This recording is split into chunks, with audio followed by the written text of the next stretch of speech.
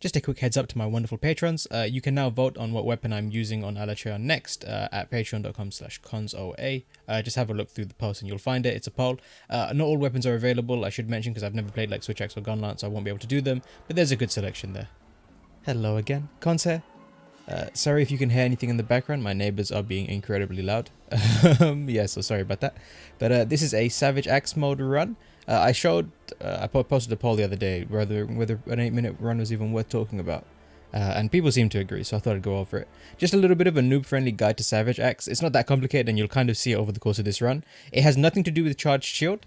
Basically, if you press L2 during the AED, by the way, this is just a standard opener I use in all my runs. If you do L2 during the AED, then what happens is you do that sort of backswing of the axe and you go into Savage Axe mode, and that lasts until your files are emptied. So basically, if you use like an SAED or you charge your shield and in the process have lost all your files, you'll see that the Savage Axe mode will expire and need to be reset. You have to have files for it to work, loaded by the way. So here you can see it, I'm going to use L2. Now we're in Savage Axe mode, and if I were to use all of these files and run out, I would be out of Savage Axe mode. Yeah, so it's actually fairly simple. Now this is basically the strat. It's just upswings and downswings. You'll see just how quickly we knock him out of his first phase. Watch, just upswing. I'm still getting used to using the idle upswing. Also nice iframe. I've got Worksteady in at the moment, so I don't need to iframe so sort of specially. And there you go. So yeah, it's incredibly quick. Now once it's down, this is kind of my preferred punishment. Yeah, you just sort of spam your two, and watch out, you are going to be using a lot of files here. So after this, you'll often need to stop and then restock, maybe get yellow or plug in some more files. That's the reason you see me going back into sword mode now. Yeah, I just want to load up some more files, and I do mess this up a couple of times over the run, but it's not a big deal. Now you don't have to have charge shield mode, but charge shield mode does give you some extra damage, and so that's the reason I'm using it. Yeah, hopefully going to try and get red. There we go, nice and easy. So normally I could just do an upswing there, but I wanted to load up my file, so Savage Axe didn't expire. It's not a big deal if Savage Axe expires, it just means you need to reactivate it. It's just a tiny bit of a time loss, but it's really not a big deal. So yep, again, if you haven't seen my tutorial and some of the openings, watch my two major Alatreon tip videos, the mechanics and also just general tips. But yeah, that's a really good opening he has in fire mode. I've done this run in ice mode. I think I got a run similar to this. It was like 8 minutes and a few seconds. He doesn't have that opening, but he has the frost breath opening. So really, you're just kind of swapping one for the other. And you'll see I mostly just spam the forward, the upswing, and the downswing. It's actually quite simple. Look at all those hits. And so much elemental damage too. I'll put the modifier on screen now actually. I talked about this again in that tips video, but I think it's worth talking about again. You can see that Chargeblade files get modified to 0.1, which makes sense because if you do an SAED, do 2000 damage, that would be 2000 elemental damage, which would like elemental topple immediately. However, the base Chargeblade itself hasn't been nerfed, and so sword mode attacks and Savage Axe ticks especially do an absolutely amazing amount of elemental damage, and so it's the reason you'll see me consistently get 2 or 3 topples per phase. Yep, here is another pretty standard punishment there, the laser beam. You see me put evasion mantle on because I wanted some extra damage, but that's the reason I didn't get as good a punishment off there. My cat's using paralysis, by the way. The paralysis that I do get isn't particularly great, so you might want to run, especially if you're struggling to do enough elemental damage, you might want to run something else, but yeah. Oh, one thing, and hopefully I'll put this in the description or something. I will talk about the set at the end of the video. However, before I talk about that, I do flash on all of my pieces and all of my armor on screen. Also, nice whiff, because I'm still learning Savage Axe. If I didn't tell you already, this is I think like my 6th run with it or something. I got this run after like 4 hours of learning the weapon. And so there's definitely a lot of improvement to be made here. But I wanted to move on to other weapons, so it's the reason I'm not grinding out for a better run. But yeah, I flash on all of the pieces that I use and all of the decorations that I use there.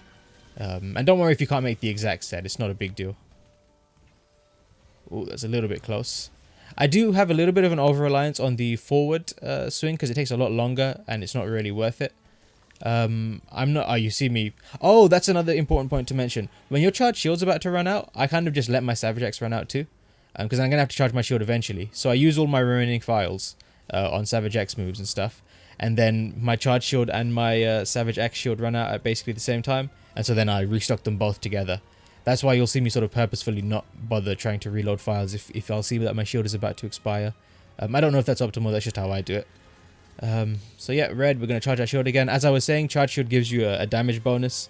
I think it gives you like more elemental damage on your files too. So that's the reason you'll see me go for it. Oh, and I don't iframe here because this set doesn't have any points of guard. I wanted to swap out guard for DPS skills.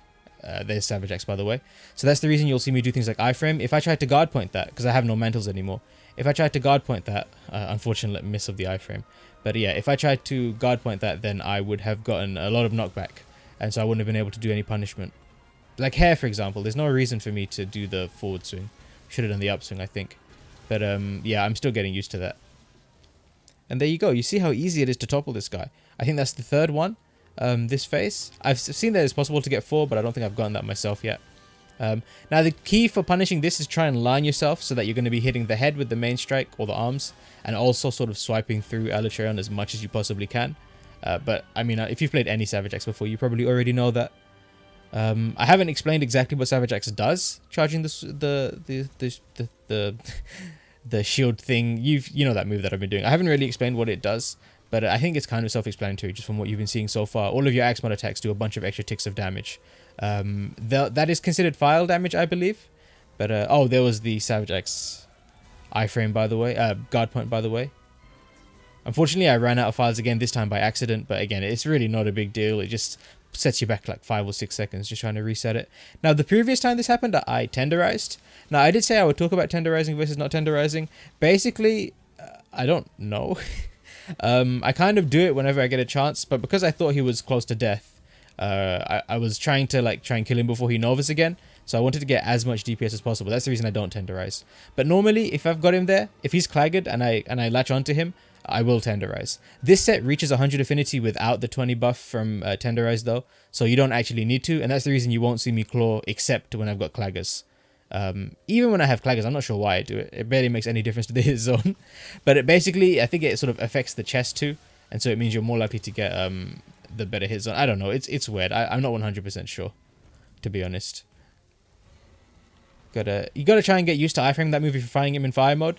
If you're fighting him in ice mode, you've got a slightly weaker weapon, but you don't have to deal with that move as much.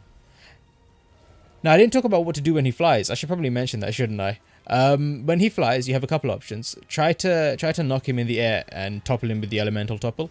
Use flash grenades or flint shots or smoke bombs. Those are kind of the 3 options. I didn't have to use smoke bombs this run. I think he was flying, but I just didn't really bother to do it. I was able to flint shot him out of it most of the time. Yeah, just throw out upswings just to try and topple him elementally, and you'll be able to knock him down.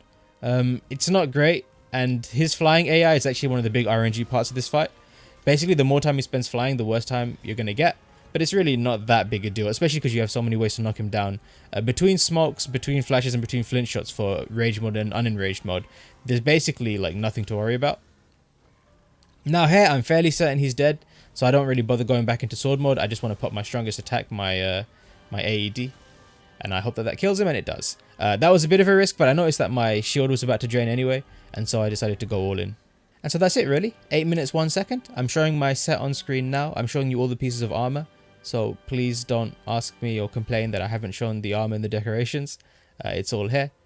I show the augments, I show each individual decoration too. Now we'll talk about the set in a little bit of detail once I pop it on screen, and what I'll do is I'll just hold it here for a second. So first things first, I'm running 5-piece Affinity, of course. That is kind of the standard increased elemental damage, the whole deal for Chargeblade. It's pretty typical at this point. Weirdly though, I am using health augment. I don't really like running resentment on this because I find that a single hit basically kills me at all times, and I'm not good enough to fully avoid that yet. And so I'm running health augment. If you didn't want to, you could dodge the health augment, ditch it completely, and then run 5 points of resentment. It gives you a lot of extra DPS, and it will increase your damage numbers by quite a bit. Personally, I'm not there yet. Otherwise, it's just pretty standard DPS skills. I've got Ice Attack maxed out. I've got Agitator. I've got not much attack boost. Unfortunately, I couldn't fit it on because I was too busy trying to slot on health boost and Blight Res. Oh, speaking of Blight Res, in a lot of my runs, you'll see that I don't run Blight Res. I run Coalescence and take Nullberries.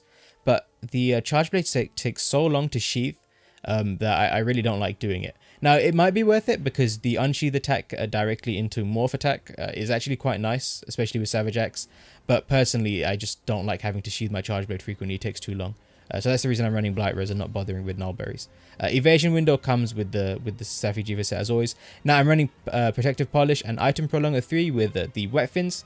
Basically, with the sharpness of the weapon and with the Protective Polish that lasts the extra 30 seconds, it's basically going to be enough to last you. You might have to sharpen once extra when he's doing like a long move or something, but it's usually good enough. And so it's really nice where you don't have to run Master's Touch or anything, because Savage X does eat through sharpness really quickly.